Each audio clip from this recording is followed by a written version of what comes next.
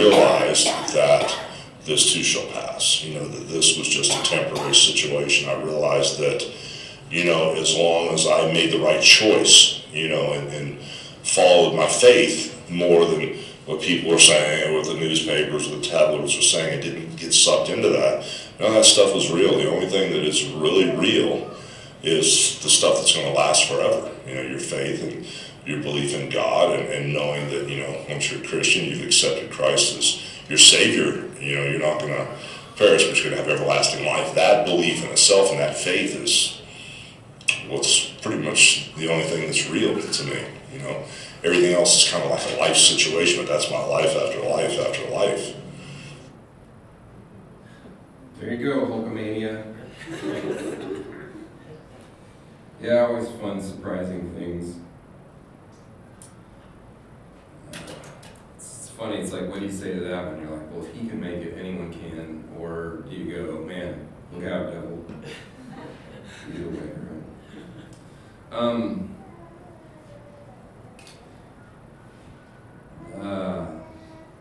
I share that video because that video, on the one hand, has nothing to do with what we're going to talk about today, but on the other hand, kind of the meta-narrative of it has everything to do with what we're going to talk about today.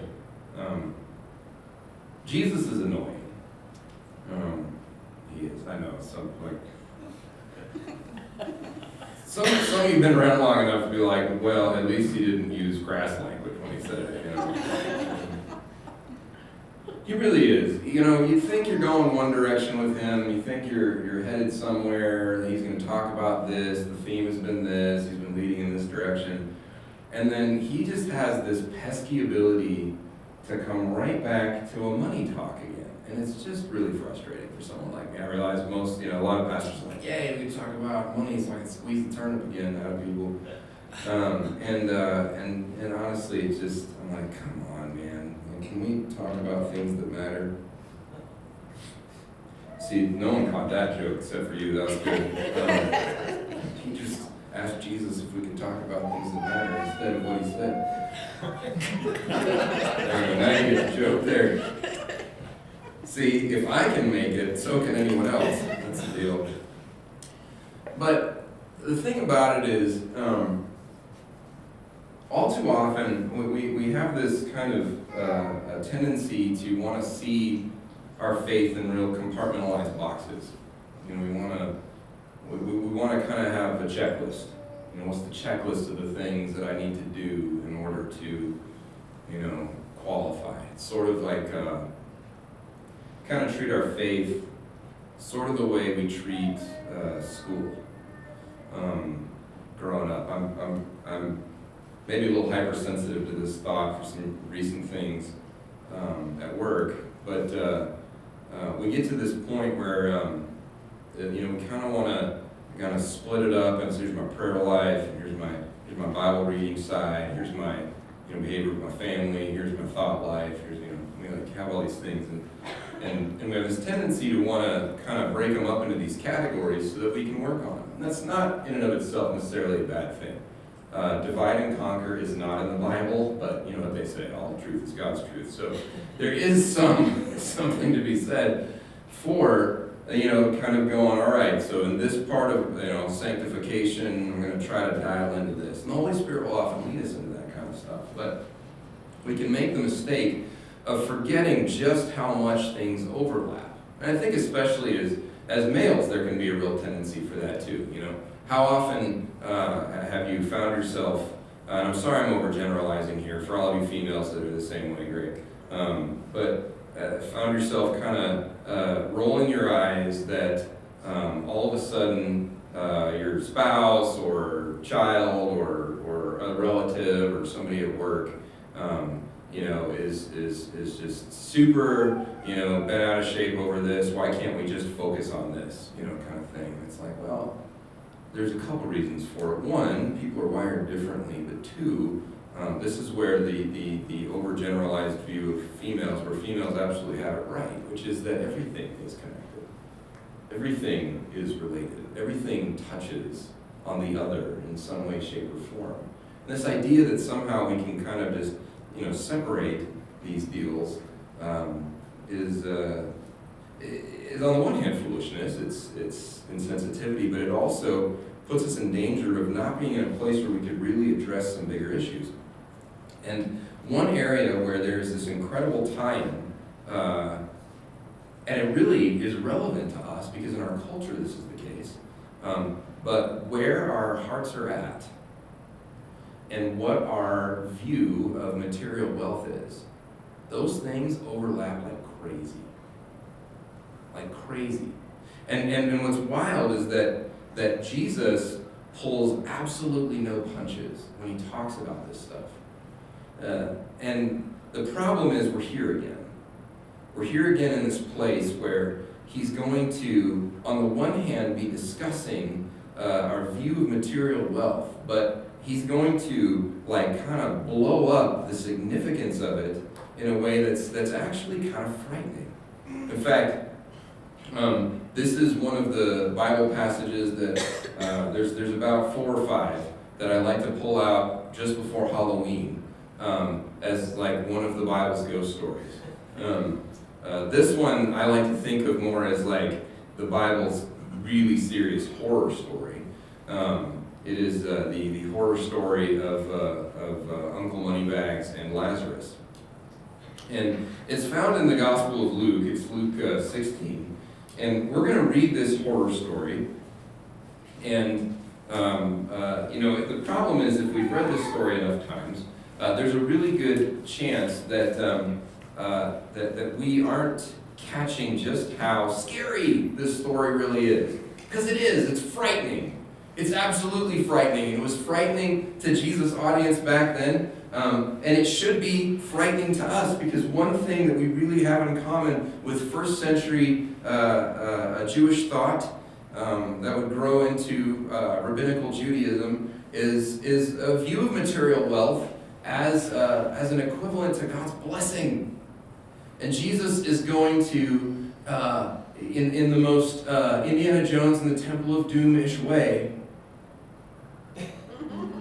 he's going to reach in, yelling Kali Ma, and rip the heart out, and hold it up, and it's going to catch on fire. Except in this case, he's the good guy, and Indiana Jones is the bad guy. So he's going to flip it all on their heads, and the question is, will we, as we sometimes do, look away, put our fingers in our ears, and be like, la la la la la, I'm waiting until the end, so I can leave the theater with another refill of popcorn that I'm not supposed to take because I'm only supposed to get one, Or we open our eyes and see something in ourselves that will challenge us to be different. So, let's see. I do want to just stress that we are dealing with a rated R story, so I'm very disappointed in the parents that brought their babies into this theater. Frightening images, but I'm sure they'll be fine. So, we're going to be in Luke chapter 16, starting in verse 19. We're going to bounce around the New Testament. Let me pray and we'll dive in. Lord God, I thank you that you love us even more than Cody and Courtney love Kaylee. And I thank you that even in our sometimes it feels like inability to handle things, I thank you that you love us, even as they love her and her inability to handle much of anything. I thank you that you love us with a father's heart, because you are our Father, and in Christ we get to be called your children. I thank you that you are teaching us, you're disciplining us.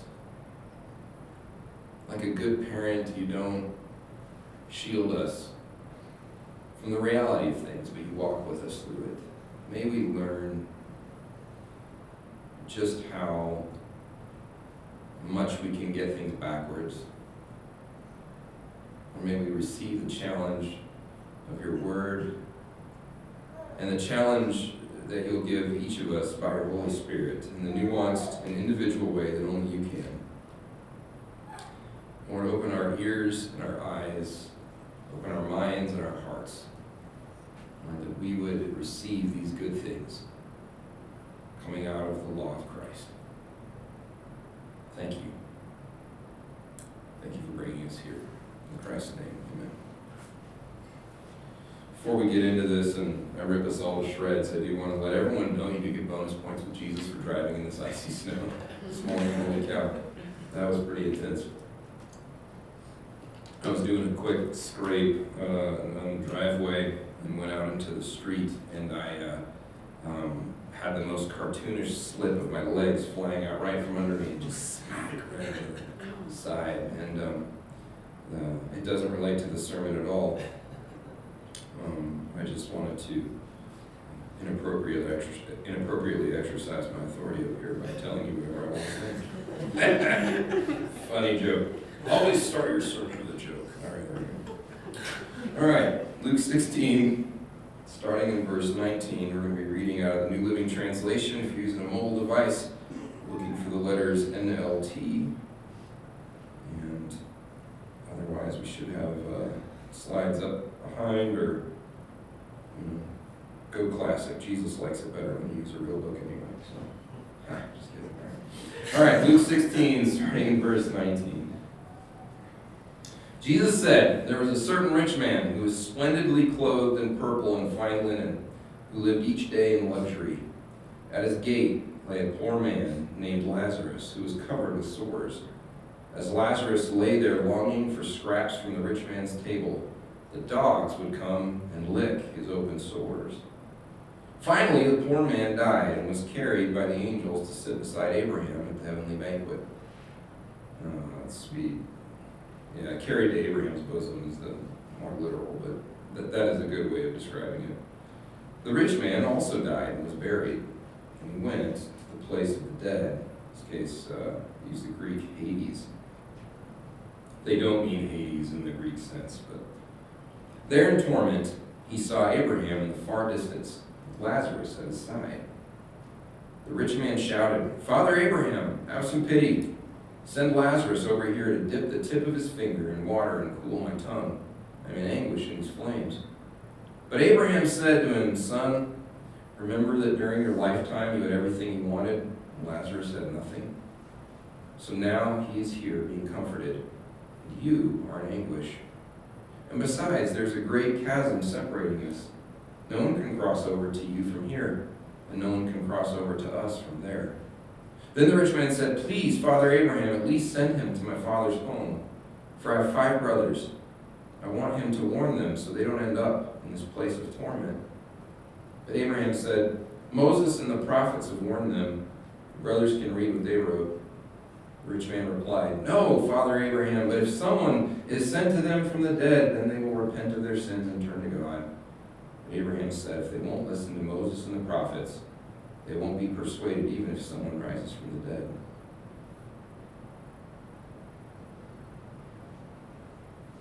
I think in talking about the story before, I have cautioned any of us against trying to develop a view of the next life or the end. The fancy theological word for that is eschatology, based on a parable.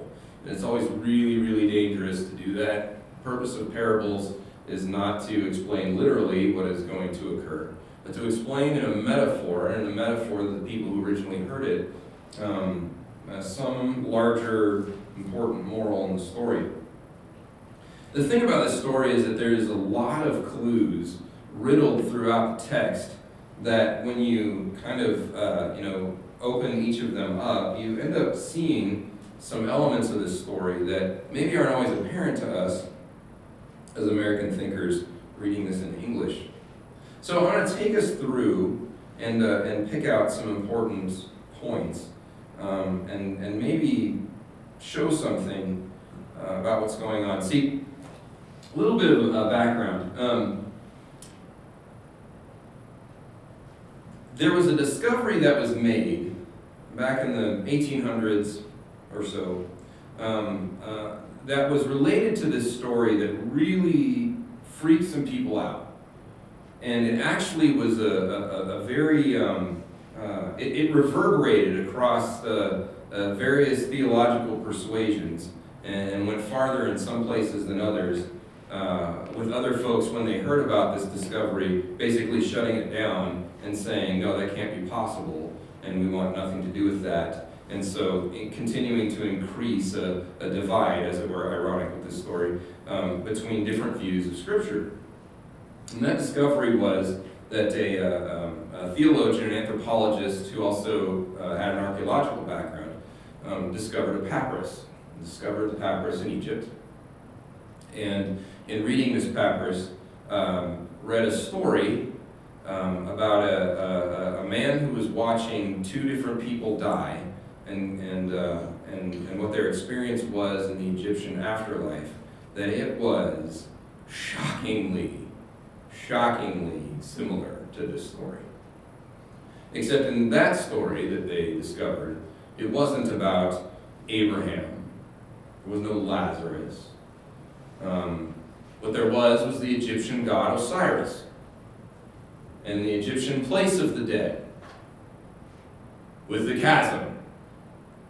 And what had happened in the Egyptian story was that there was the writer, as he's telling the story, observes two different deaths.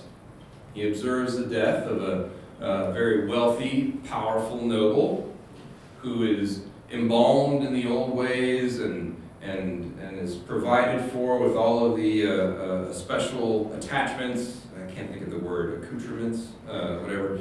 And the servants and he doesn't describe it other than, I think, making a comment about the old ways. So very likely his coffin is in the shape of a boat, he gets taken off and probably has his organs in the little jars, that if you break the mummy's curse gets you or whatever.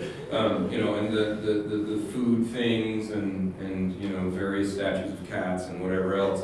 Basically the room on the side of the Denver Nature and Science Museum with all the Egyptian stuff, that was all in his thing. They walk it off and they bury him in his little mini pyramid or whatever. They didn't do mini pyramid by then, but so they do that, and then there was a beggar, a poor guy, and he died too. And all they did was toss him into a spot in the open ground and laid some mat and some dirt over his face, and that was it. And the thing about at various periods of Egyptian culture, there was this concern that if you weren't given the right tools here in this life to be able to cross the special river and all of that, that you wouldn't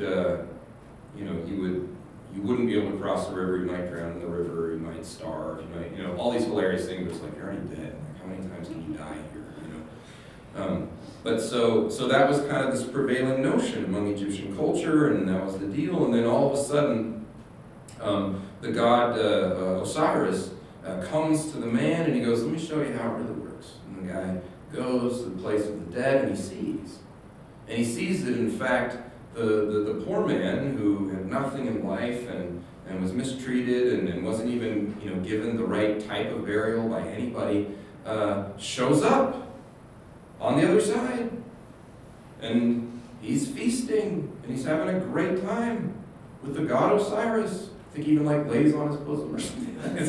it's like, and there and he's fine. He's got everything he didn't get. He's got it over here. And then the wealthy nobleman is stuck on the other side. And it's like this weird reversal of fortunes has occurred. And then the Osiris character goes on to explain that it's not the way it looks and it's these things. And it's this great shocking deal. So they discover this papyrus. And it's the story, sort of. Jesus' story. And the papyrus might be older. And it's oh my gosh. Did they make this up and steal it? It was someone sitting there all right, let's make up this story about Jesus. And then all of a sudden, and then Jesus was crucified and he resurrected, and then all of a sudden he got his laser sword and he was up against this guy in a dark helmet, and the guy was like, "Oh, I'm your follower." And Jesus was like, "No," and had his hand chopped off, which is why the scar is not on his right hand, and has a robot hand, and he goes, and then Poe Dameron saves the day. No, and it's like, wait, no, that's Star Wars, that's not the Bible, And so that's kind of like this shocking thing of people kind of freaking out and going, "Oh my gosh, is this all made up? And we just plagiarize, other mythologies?"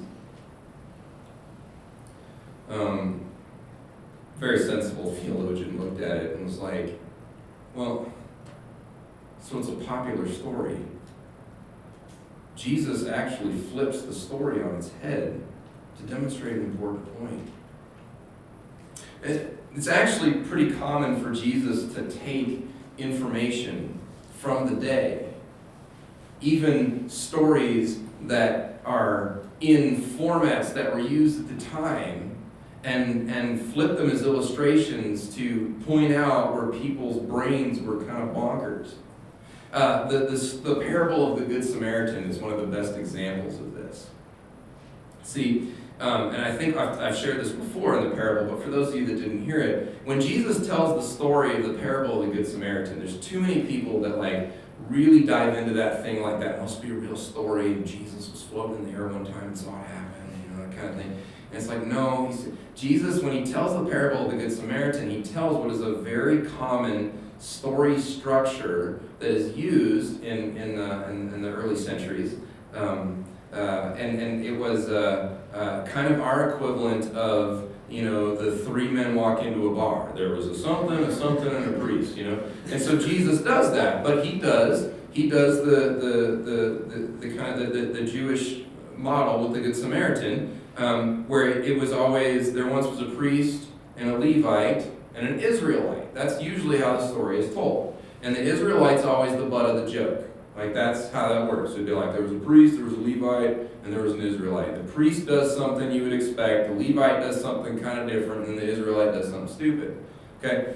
And then the priest and the Levite make fun of the Israelite at some point in the story. But Jesus takes it with the parable of the Good Samaritan, and he goes, there was a priest, there was a Levite, and all those people being like, yeah, this is going, And he goes, and then there was a Samaritan, and then he shocks them all. It's like, oh, we just flipped it. And then Jesus flips it further, if you know the story of the Good Samaritan, by showing that the priest and the Levite screw up, and the Samaritan does what's right. So the idea that Jesus might have borrowed from a really popular story that comes out of Egypt actually makes a lot of sense. By the time the first century is going through and you've got this, this kind of bustling area, Rome is constantly trying to figure out how to put down the rebellions that are happening in Palestine, what you're finding is that there are two major influences on this area, and those influences also, along with kind of the ancient Israelite connection to ancestry and blood and who we are and our hopes for our own kingdom, there's these big influences by two major cultures. One is Greek, what's known as Hellenism.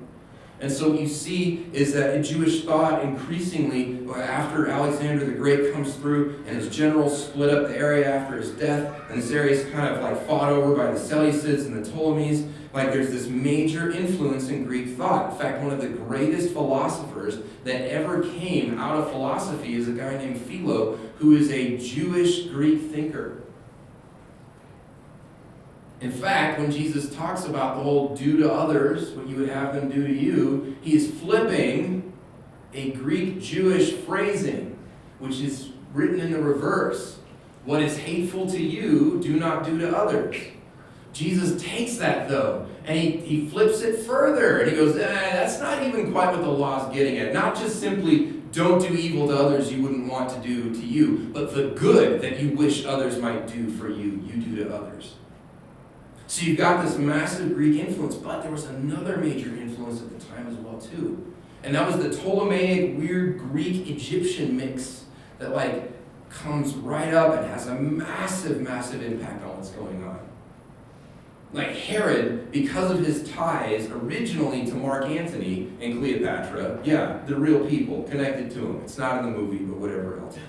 And then switching over to Octavian, who has the more Greek-Roman view. Octavian who becomes Caesar Augustus and then installs him in power. What you see is this like meld of all these cultures right there. And so, of course, Jesus on the one hand will speak in these Greek kriyas, as they're called. It's the reason he's very repetitive in the way that he teaches. He uses a Greek structure to help with memory for these people that are used to speaking a combination of Aramaic and Greek. Not Latin, Aramaic and Greek. But then he also will borrow from this kind of Egyptian influence, which makes complete sense. You gotta keep in mind, when Israel comes out of Egypt, when they come through the promised land, I know some of you are like, oh my gosh, is he ever gonna get to this passage? Just roll with me here, okay? When Israel comes out of Egypt, the Egyptian influence on them is so huge that a significant portion of the covenant that God lays on Israel, the laws that seem like these strange repetitive things, the weird sexual rules that seem like that just makes sense, the normal people don't do that, like all these things are based on the way that elite, high-level Egyptian aristocrats and royals would act. And God's saying, you gotta shed that influence. And what's wild is that if you read the Old Testament, what you'll find is that often, and Israel has this relationship with Egypt that the United States has had most of the time with Great Britain. Big old fight, we get away. Britain comes to try to take us, we still get away. 15 years later, Britain's being nice to us. All of a sudden, there's a confederacy that breaks out. And Britain starts quietly trying to help the confederacy to kind of like dig in there. The confederacy loses, and Britain's back, being friends again. And then all of a sudden, you got 100 years of who's our best friend? Great Britain. You'll hear about that in the news. They call it the special relationship. It was something that was expressed, I think it was it David Cameron, or who was the Tony Blair. Tony Blair and Bill Clinton. In fact, there's this fantastic made-for-TV movie that apparently is surprisingly historically accurate, where Dennis Quaid plays Bill Clinton, and as creepy as he possibly could have, too. And then the cool British guy who's kind of weird and wild, but he's playing Tony Blair. And then they go over that section where Tony Blair, basically recites that section in Ruth to the American president about our people are the same. Our God is the same. Where you go, we're going. And this crazy deal. Well, Israel has this crazy, unique relationship with Egypt. In fact, part of what leads to Solomon's precipitous decline, besides his own bad behavior and bad choices, is the first woman that Solomon marries. And there is some reason to believe that the Song of Solomon may actually be a retelling of love that Solomon was supposed to have with an Israelite woman, and something went wrong there. And he's retelling the good part, and it doesn't work out. It's wild, some of the stuff connecting it. But sure enough, when the Bible talks about Solomon getting married for the first time, who does he marry? The daughter of Pharaoh. And throughout Israel's history, there's this connection between Israel and Egypt, this massive amount of influence that actually goes back and forth. But Egypt is always the more powerful one, and the influence is always this way. The idolatry that we see from Israel is oftentimes described as Canaanite, but it's Canaanite with this massive influence from Egypt. When the children of Israel have lost Moses for 40 days because he's out getting the 10 Commandments and the covenant, and they decide to create their own gods, what do they create? An Egyptian bull. Everything about what Israel does when it screws up is a copy of these old ways. And so it would make sense that Jesus would actually take a story from the old ways and the old country and flip it around, saying, you guys got this wrong.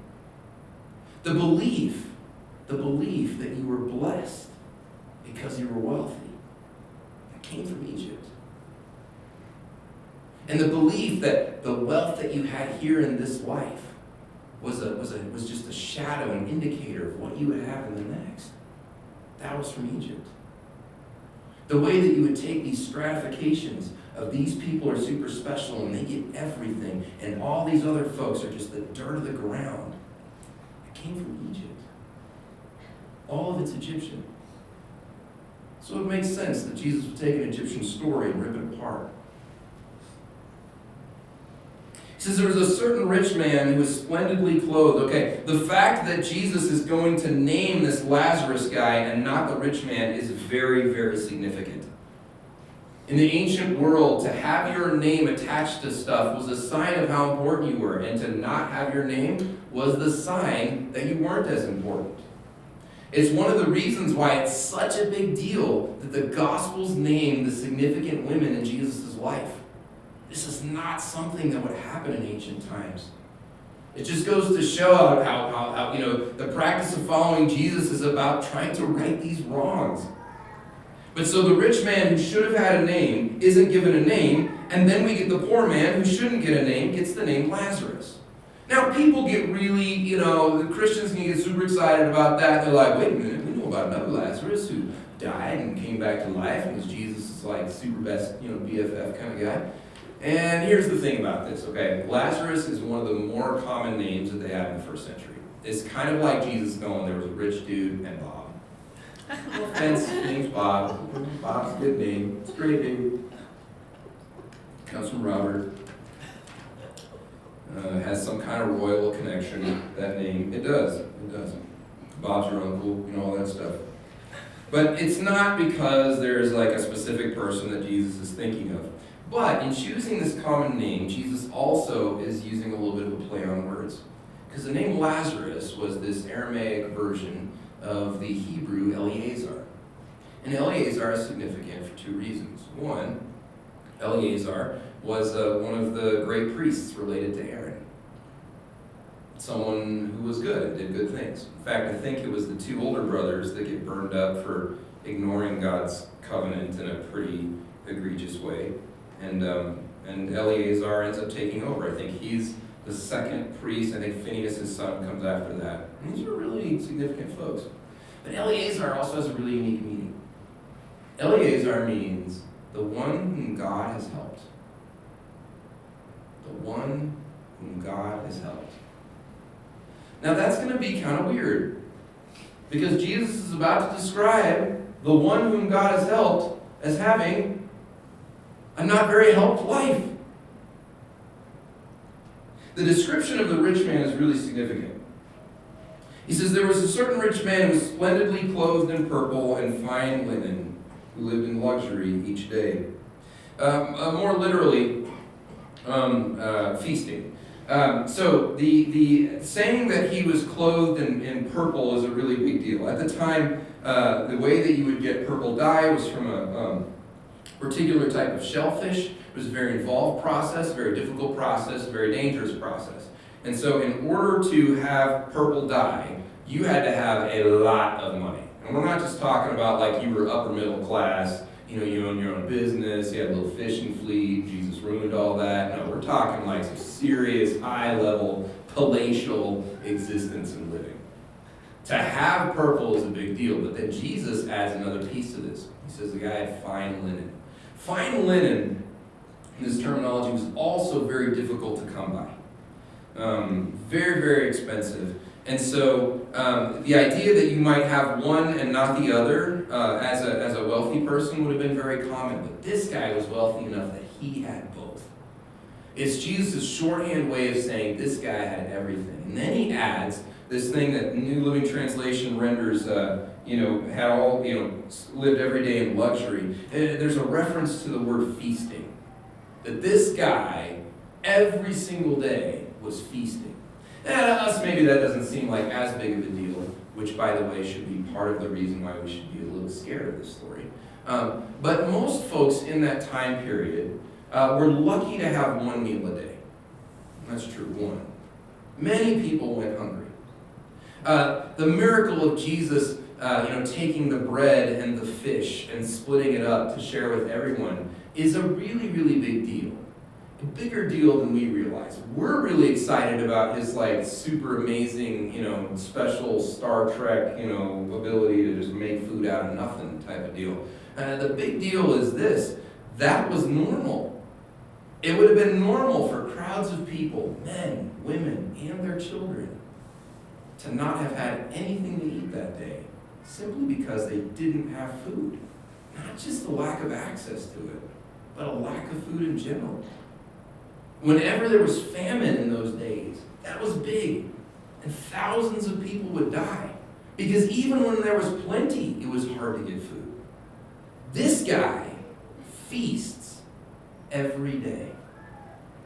This guy, in a time where people are lucky to get a meal, this guy is just having food upon food upon food. So this guy has everything. There's another thing that Jesus says. He goes, at his gate lay a poor man named Lazarus who was covered with sores. Actually, the use of that term gate, and there's a rub in the language, but is actually, that would be a better term, portico. At his portico.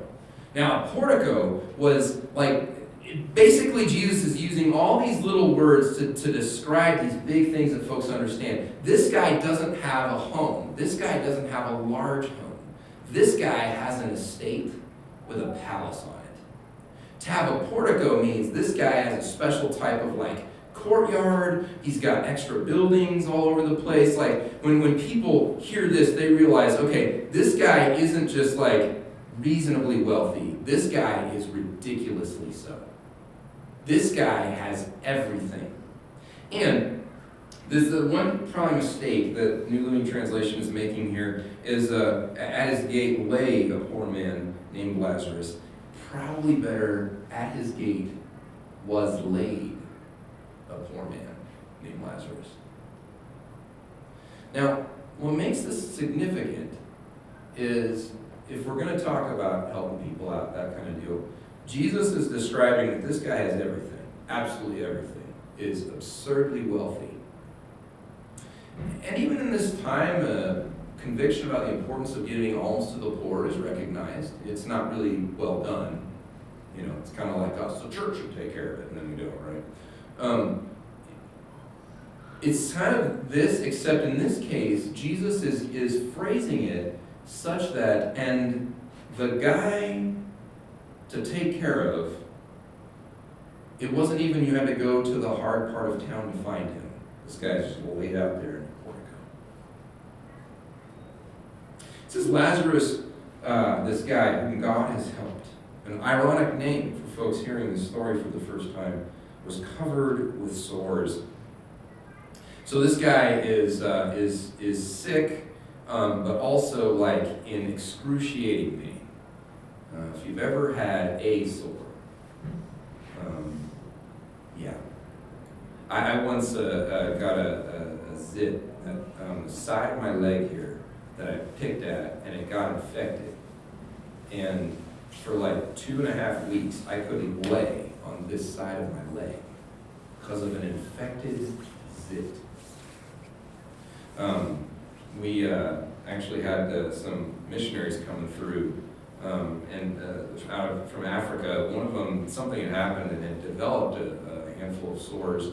And I talked to him about how it was weeks and weeks of he couldn't even get any sleep. He said, I've broken bones, I've had some pretty gnarly things happen. He said, but I got to tell you, that's about the most painful thing I've ever experienced. And here it says his body was covered with sores.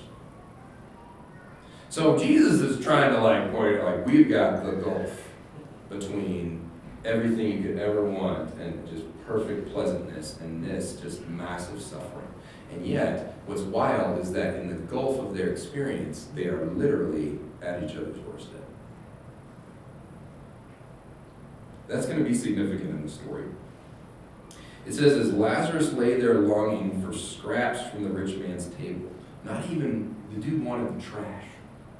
The stuff that was no good anymore, the little bit of meat left over on the bone, the bread that was used to clean up the area, because they would often do that. They would not always eat bread. They would, especially if you were wealthy, you would use bread as your napkin, and then you would throw it down to the dogs. This is what Lazarus is hoping for and doesn't get. And then it says this, the dogs would come and lick his open sores.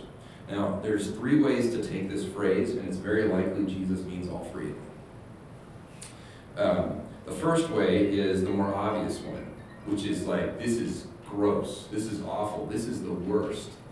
And the feral dogs that are running around are coming and are able to have their way with him. So that's one.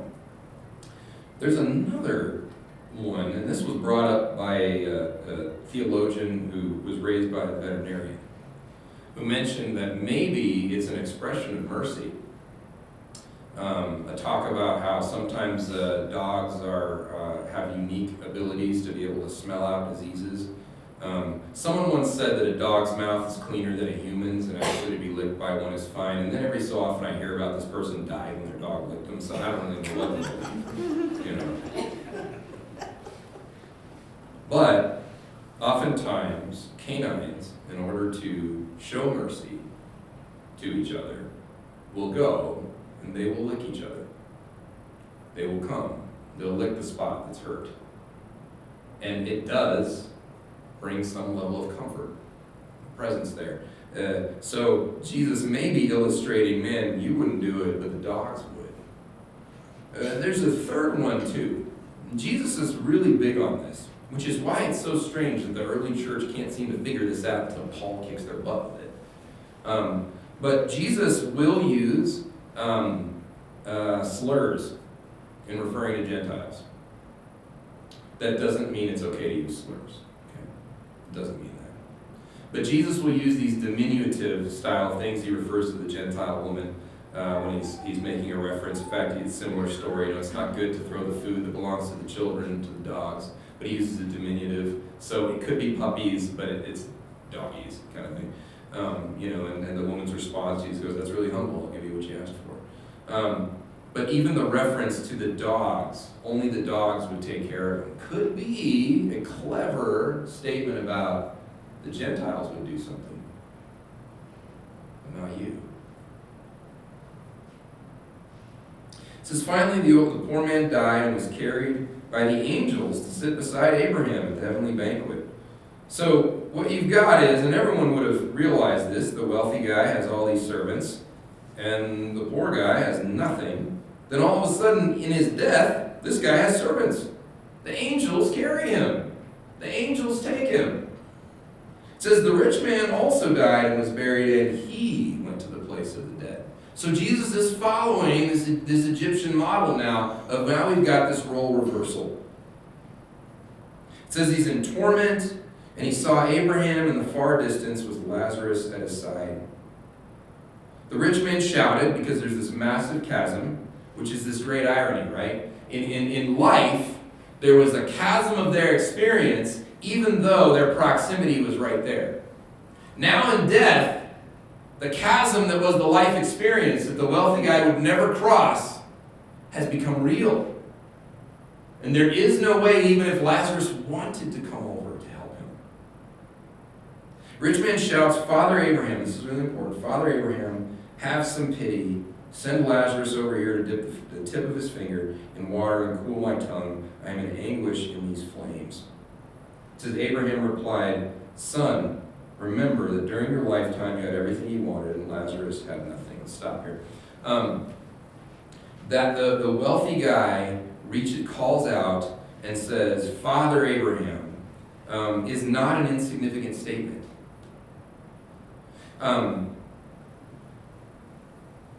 One of the mistakes that can be made in reading the story is to assume, like they would in the Egyptian version, and that Jesus very deftly avoids on purpose.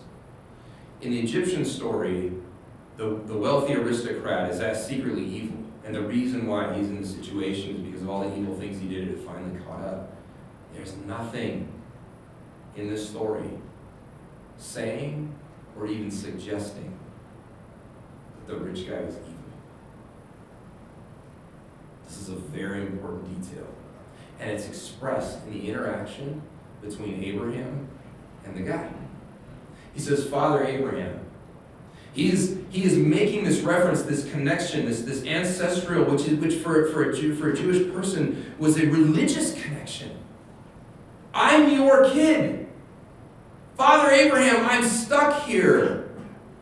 Now it's interesting what he says. He goes, hey, would you send Lazarus to come dip his finger and kind of deal? He's doing this very kind of Jewish, like excessive but fake humility. And in that is hidden how he still really feels about Lazarus. Send him as a servant to come and take care of me. This guy's not asking for Lazarus to come and dip his finger and drip it on his tongue. He's saying, send the servant to come get me. I'm stuck here. And Abraham's response in the story is so key. He says, son. He is acknowledging who this rich guy is and his significance and familial connection, the ancestral connection, the religious connection.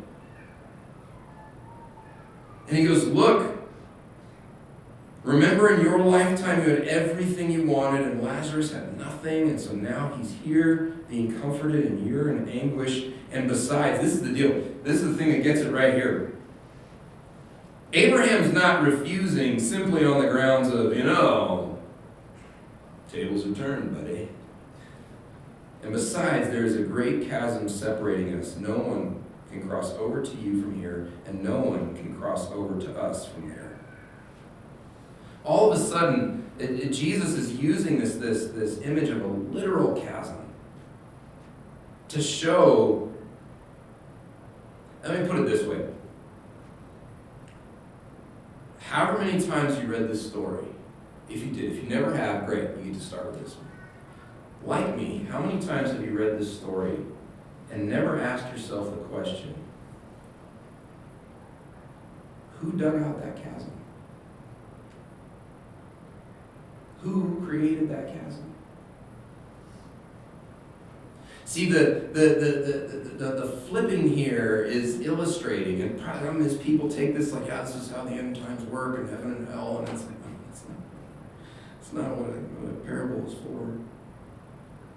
But we miss the massive chasm that the rich guy had, that he created, that he could have crossed over. And now the chasm is in front of him. Who dug that chasm? Yeah, Jesus doesn't say, but I think you can make the implication. The rich man, it says, he then goes, well, Father Abraham, at least send him to my father's home. For I have 5 brothers, and I want him to warn them so they don't end up in a place of torment. Again, people will miss this really important bit that's happening here. The rich man's mind, his heart, his attitude still hasn't changed. Once again, have Lazarus do this thing for me. Again, Lazarus is the servant in this story. And the wealthy guy, in spite of the change of circumstances or whatever, is still seeing it that way. We want to look at this and go, oh, well, of course, he wants Lazarus, and it's an evangelistic thing, and what a wonderful heart this guy has. And I will grant him, that's great. He's accepted that he's stuck there, and nothing can change now. But I don't want this to happen to my brothers. And yet, in his solution is still the revelation that he has not changed. His heart hasn't changed. If you ever get a chance, it's a little trippy, but a book worth reading is a book called The Great Divorce. Absolutely one of my favorite books by one of my favorite authors in the whole world. C.S. Lewis writes this book called The Great Divorce. It has nothing to do with what we would consider divorce. And it has everything to do with trying to explain in the sort of dream sequence why it is that the people who are in hell won't leave, and why it is that the people in heaven can't go down there. It's this crazy view of it. And it's part of this theological principle that Lewis had that I think is probably more accurate than we realize, which is this: no one will be separated from God who wants to be with him, and no one who is separated from God wants to be with him. It's trivia, is that way, would say that? Basically, as an old famous Christian comedian back before there was Christian comedy, a guy named Mike Warnke, used to say, you go to hell, you paddle your own canoe.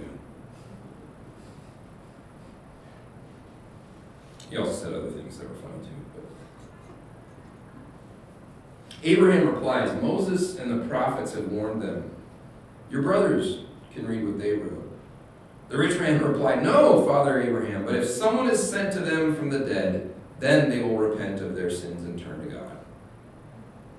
This super tongue-in-cheek moment of Jesus telling this story, right, before his death and resurrection, which is going to result in what? Massive numbers of Pharisees coming to believe in him, right? But Abraham said, if they won't listen to Moses and the prophets, they won't be persuaded, even if someone rises from the dead. The context of this story, by the way, comes a little bit earlier. If you go back to verse 13, what you find is that Jesus is talking about, tells this really weird parable about this dishonest servant. And the shrewd ways that the people of the world deal with funding versus, the people of God.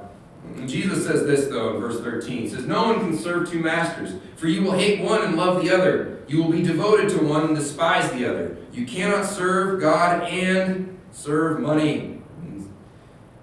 Translation, enslaved to money. It's true. You're basically enslaved at that point, but you can't serve God and money. And then it says this in verse 14, the Pharisees, who dearly loved their money, heard all this and scoffed at him. And then he said this to them, you like to appear righteous in public, but God knows your hearts. What this world honors is detestable in the sight of God. Well, what you find, and this is the hard thing for us sometimes to accept, is that on the one hand, material wealth is amoral. It's neither good nor evil. At the end of the day, it's just stuff. And stuff can be used for good, and it can be used for evil. A gun is a fantastic example of this. Now, if you're like super hardcore PETA vegan person, you're not going to flow with this example, so I don't know what to tell you. Learn to accept people with different opinions. You can use the very same rifle that my good friend who was visiting here last week, when they lived in the area, they came to the church. They're now up in Idaho. He's a police officer. And each year, he goes out, and this is like, part of their grocery budget. He goes out, and he takes down an elk, and he dresses it, field dresses it. Tells us a really funny story about field dressing a deer he hit one time. Anyway, but, dresses it and brings, packs out all this meat. In fact, the story he told recently is it was super late. It took so long to get this elk. It was so late, he packed out the meat, and then a pack of wolves were pursuing him at one point. You could hear the howling and standing. He said it was pretty gnarly. He said it really helped his spiritual life. Got really right with God. All that stuff. So, but anyway, he brings that elk. He feeds his family for a good portion of the year using that meat with a gun. He also carries a gun as part of his job. Might have to use that, Lord willing not, but is trained to use that deadly force on somebody who's trying to hurt somebody else. Those same guns can be used by someone who has reached a point of great desperation to kill themselves. It's not good. The same rifle used to take down the elk to feed his family can be used in a drunken rage to go kill that person you're mad at. Stuff is stuff. But it is how we use it. Jesus says this, and it really trips us out so much so that we really only ever want to read Matthew's version of this, just because Matthew seems to make it a little more chill. Blessed are the poor in spirit. Oh, that's good. I can be poor in spirit all I want. I don't know what that means. Neither does anybody else. So I'll just pretend that's what I am. It happens sometimes in my work. People be like, I don't know what the president said, so I'll just make up and pretend like I'm doing what he said. It irritates me. Then Jesus turned to his disciples, Luke 6, verse 20. Then Jesus turned to his disciples and said, God blesses you who are poor, for the kingdom of heaven is yours. Kingdom of God is yours. God blesses you who are hungry now, for you will be satisfied. God blesses you who weep now, for in due time you will laugh. What blessings await you? God has helped you. When people hate you and exclude you and mock you and curse you as evil because you follow the Son of Man, when that happens, be happy. Yes, leap for joy, for a great reward awaits you in heaven. And remember, their ancestors treated the ancient prophets that same way. What sorrow awaits you who are rich, for you have your only happiness now. What sorrow awaits you who are fat and prosperous now? Yikes. For a time of awful hunger awaits you. What sorrow awaits you? Laugh now, for your laughing will turn to mourning and sorrow. What sorrow awaits you who are praised by the crowds, for their ancestors also praised the false prophets. What am I supposed to do with that? I live in the wealthiest nation in the world. I live in the 7th, 6th, 8th, just depends on the year and who's doing the measurements. 6th, 7th, or 8th most wealthy county in the entire United States of America.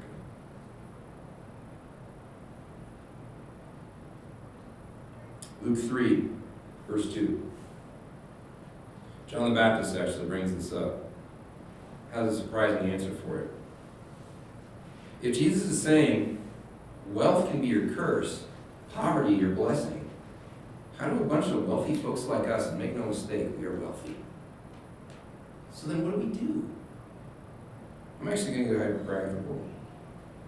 In Luke 3, verse 2, starting in the second half after it names off some folks, it says, "At this time a message from God came to John of Zechariah, who was living in the wilderness.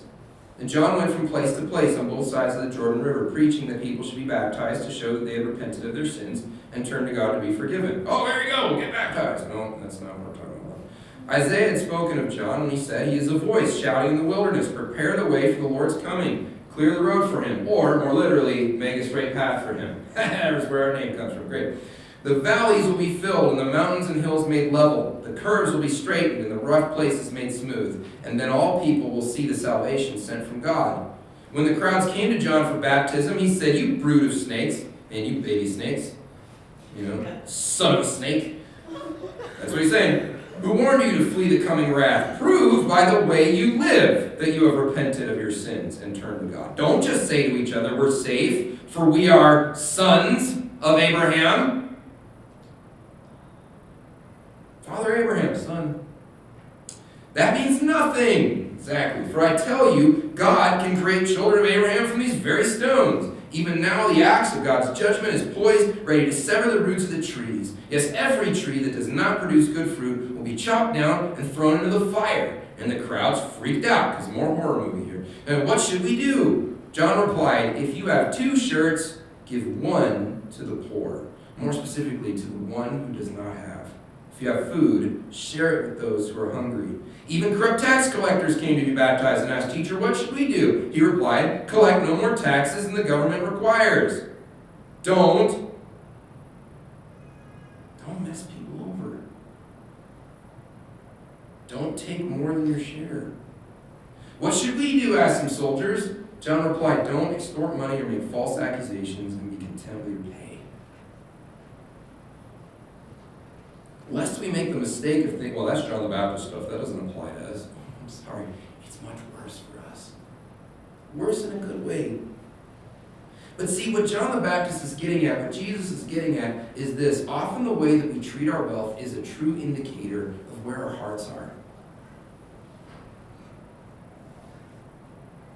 1 Timothy 6, I've read this before. This one's really, really good and a great reminder. And we need to do something. We have got to stop reading the passages about wealthy people and thinking it doesn't have to do with me because I don't have that kind of wealth. Too often, I've said it before, and every time we come to a passage like this, I'm going to say it again. You and I have to stop looking at people who have more than us and saying that by contrast, I am not wealthy. We spend too much time looking at the people who have the things that we don't have and want, which, by the way, is a coveting issue. And not enough time looking back at all the folks who don't have what we have.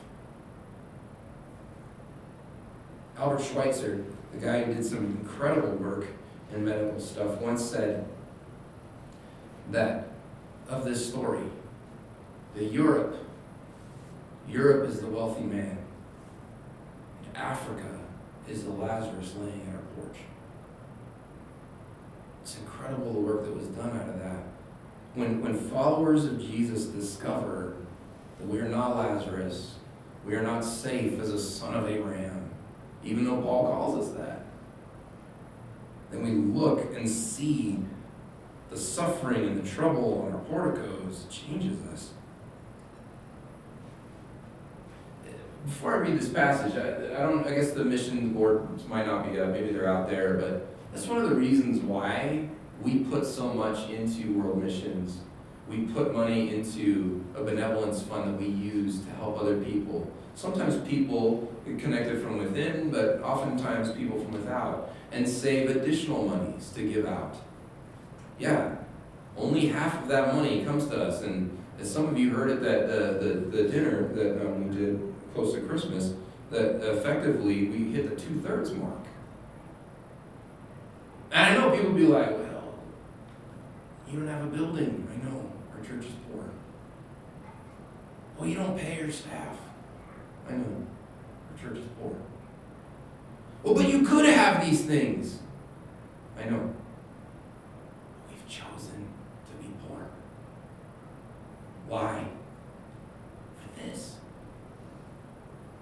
See, we sit there and we go, well, I'm wealthy. I just, no. Choose a measure of poverty. Coming back to Lewis, he said that the way that you'll know if you're giving enough is that in your neighborhood, you should lack severely for something that everyone else has. Because that will be your testimony. That will be the thing when they go, where's your boat? And you go, here's why we don't have it. Why does your relative live with you? Let me tell you about this when we're doing. 1 Timothy 6:17 is what Paul says. And we'll close with these thoughts here. Teach those who are rich in this world not to be proud and not to trust in their money, which is so unreliable. You could almost hear Paul being like, and it will dig a giant ditch for you. He doesn't say that, just to clarify. Read the Bible for yourselves. Their trust should be in God, who richly gives us all we need for our enjoyment. Tell them to use their money to do good. They should be rich in good works and generous to those in need, always being ready to share with others. By doing this, they will be storing up their treasures, a good foundation for the future, so that they may experience true life. I don't want to make the mistake of us falling into the trap of believing that there's some of this like works-based theology, kind of like what happens among Muslims, where it's like you better give a certain amount of money, otherwise the scales won't tip right, and Allah will throw you into the fire kind of. No, it's not that. But it is this: how we live is an indicator of what's really happening on the inside. And when we only live for ourselves, it comes out in how we use our material possessions. And it's indicative that we don't trust God, that we haven't submitted to Him, that we don't love Him, that we really aren't concerned about our need for Him. And that can be indicative of a heart that has never changed. And a heart that has never changed is not done by the magic words prayer at the VBS. Have our hearts been changed? A lot of pastors will use this passage and then this one here that we're going to end with as the reason why you need to give more to the church. I'm not asking for that. I want you to know what kind of church you go to. But I want to challenge you. And this isn't about, driving and seeing the guy with the cardboard signs like, give me some money, and you toss him $20 and be like, yeah, I'm acting like Jesus. No, you're not. You're helping that person go out and get more drugs, more alcohol, ruining their lives some more. No, that's not helping. He actually would do a lot better volunteering in something like Denver Rescue Mission, or helping out over at they used to be called what's it called now? Hope and Hope Center. Help and Hope Center, yeah, the one here in town that helps people out. And they're not just handing out money, because that doesn't help people. Maybe it makes you and me feel better after a horrible sermon like this. It doesn't change anything. Oftentimes, the things that God wants us to sacrifice have a lot less to do with our material and have more to do with our time. The time that we spend getting all that material, that He would say, why don't you use it to serve somebody? Here's the deal, man. If Lazarus was in that situation because the dude did not know how to manage and take care of money, and all the wealthy guy ever did was walk out there and toss the money at him, that wouldn't have helped.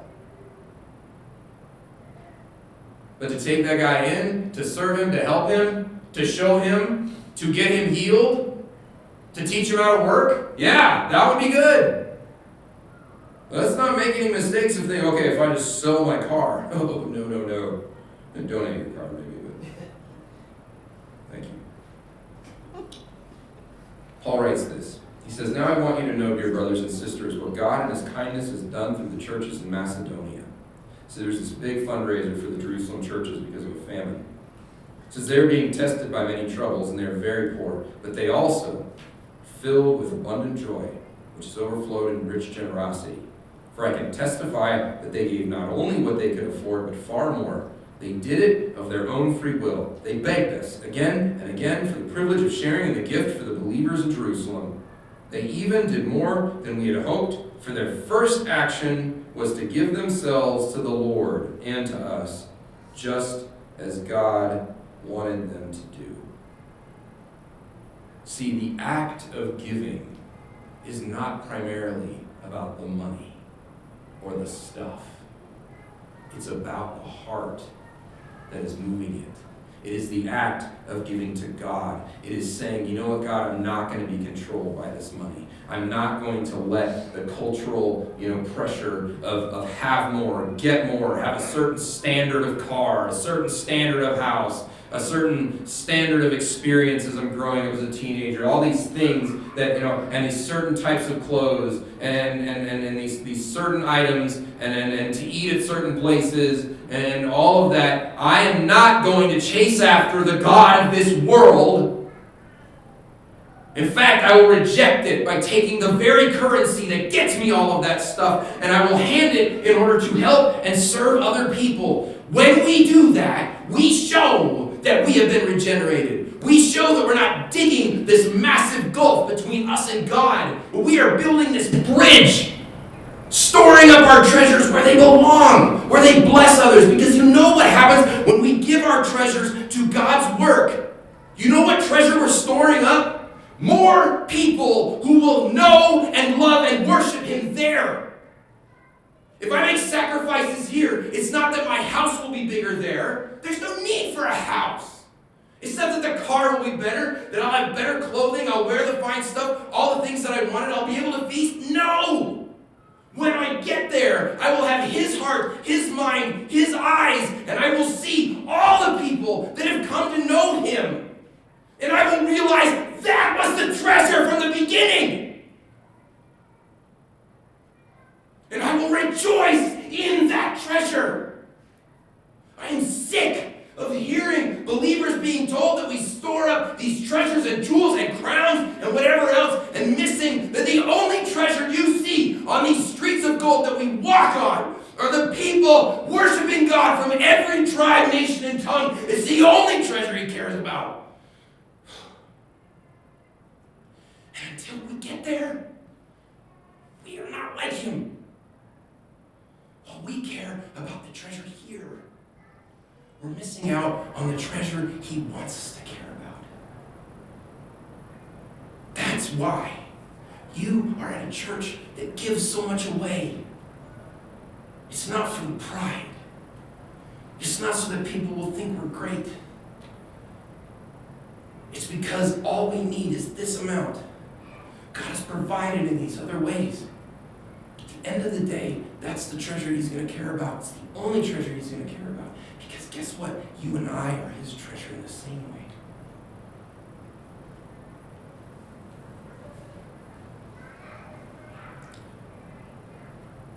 Easiest verse in the world to remember, reference to memorize, Luke 1, 2, 3, 4. Luke 12:34.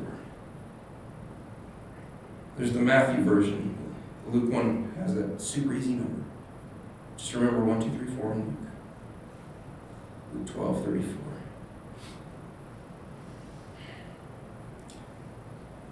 He's warned his disciples against being so concerned about stuff here on earth.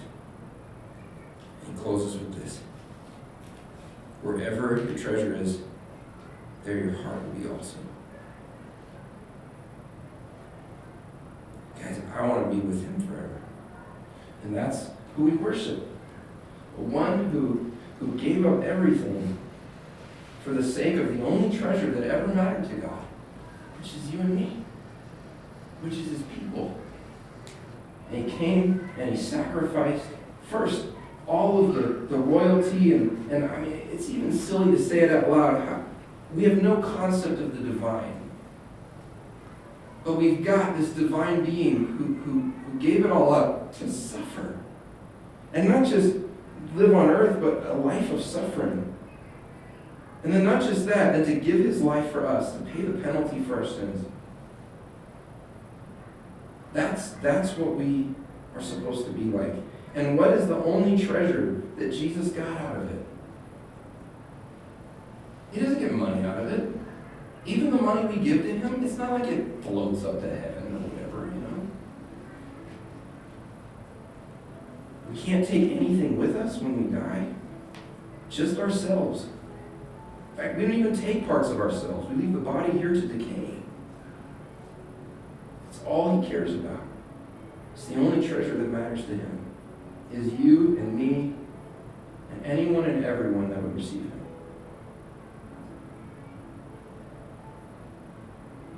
So just keep that in mind when you come here. You're the treasure that matters to him. People are the treasure that matters to him. And if we want to be where he is, we need to start learning how to have his heart. Christ's body, Christ's blood. Thankful that he forgives me for the times I don't have his heart. Come when you're ready. And we'll leave the elements up for a few minutes after, in case you didn't get a chance to get it. This is the image we're going for. It's found in Revelation 7. It's this moment of God receiving kind of all his due. This is the treasure we're trying to store up. Revelation 7, verse 9. After this I saw a vast crowd, too great to count, from every nation and tribe and people and language, standing in front of the throne before the Lamb. They were clothed in white robes and held palm branches in their hands. And they were shouting with a great roar. Salvation comes from our God, who sits on the throne, and from the Lamb. And all the angels were standing around the throne, and around the elders and the four living beings. And they fell before the throne with their faces to the ground and worshipped God. They sang, Amen. Blessing and glory and wisdom and thanksgiving and honor and power and strength belong to our God forever and ever. Amen.